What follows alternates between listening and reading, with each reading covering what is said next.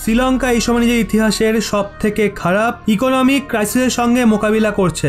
মানুষের মধ্যে ক্ষোভ অসন্তোষ সৃষ্টি হয়েছে, অনবরত প্রোটেস্ট হচ্ছে, দেশে একরকম অশান্তির মহল তৈরি হয়ে আছে।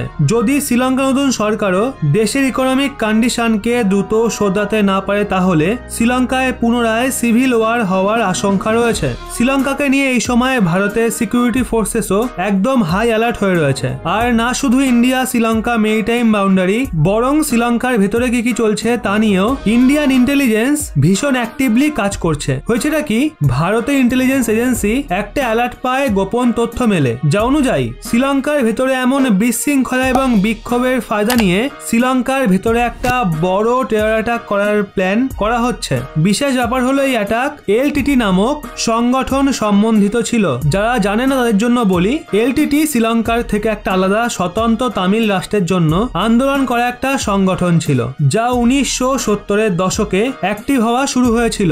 ভিন্ন রাষ্ট্রের দাবিকে নিয়ে ওই সময় ধীরে ধীরে ক্রমশ উগ্র এবং হিংসাত্মক হয়ে উঠছিল। 1983-তে এলটিটির লোকরা জাফনাতে শ্রীলঙ্কান সেনার 13 জন জওয়ানকে হত্যা করেছিল।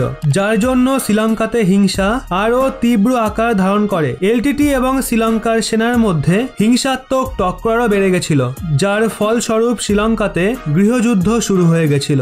যার পর শ্রীলঙ্কার সেনারা কড়া অ্যাকশন নিয়ে ভীষণই বর্বরতার সঙ্গে আন্দোলনকে দমাতে শুরু করে। 2009 সালের মধ্যে আন্দোলনকে পুরোপুরি শেষ করে দেওয়া হয়েছিল, যেখানে অনেক নির্দোষ তামিল মানুষরাও মারা গেছিল। যার জন্য কোথাও না কোথাও শ্রীলঙ্কার তামিল সম্প্রদায়ের মানুষদের মধ্যে অসন্তোষ যেন রয়েই গেছে। শ্রীলঙ্কার বর্তমান পরিস্থিতিকে দেখে ভারতের ইন্টেলিজেন্স এজেন্সি খবর পায় এলটিটি সংগঠনের সমর্থকরা শ্রীলঙ্কার ভেতরে একটা পুনরায় জোট বাঁধছে। এই খবর পেতেই ভারতের গোয়েন্দা সংস্থা শ্রীলঙ্কার সুরক্ষা মন্ত্রণালয়কে এই নিয়ে সতর্ক করে দেয়। ভারতের ইনপুট অনুযায়ী এলটিটি শ্রীলঙ্কার ভেতরে বিশাল কিছু ঘটাতে পারে, মানে কোনো বড় আতঙ্কবাদী হামলা করতে পারে। ইনপুট অনুযায়ী শ্রীলঙ্কাতে পাবলিক প্লেসে কোনো বড় হামলার প্ল্যানিং করা হচ্ছে, যার জন্য অসংখ্য মানুষের প্রাণ যেতে পারে। ভারতের সতর্কতার পর এখন শ্রীলঙ্কার এজেন্সিস এই নিয়ে স্টেপ নেওয়া শুরু করেছে। আর শ্রীলঙ্কার সমস্ত ঘনবসতিপূর্ণ এলাকায় সুরক্ষা আগের থেকে অনেক বাড়িয়ে দেওয়া হয়েছে। এছাড়া ভারতীয় ইন্টেলিজেন্স এজেন্সিস এলটিটির ব্যাপারে যা যা ইনপুট পাচ্ছে ওই সমস্ত কিছুকে শ্রীলঙ্কার সঙ্গে জোড়া হচ্ছে।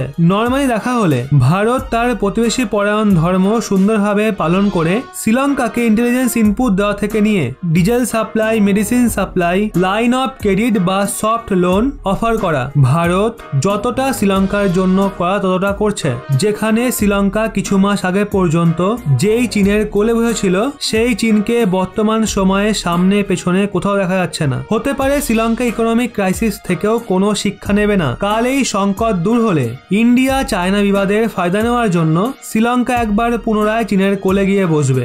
যাই হোক, আপনাদের কি মনে হয় এই দুঃসময়ে শ্রীলঙ্কাকে সাহায্য করার কোনো ফল কি ভারত পাবে?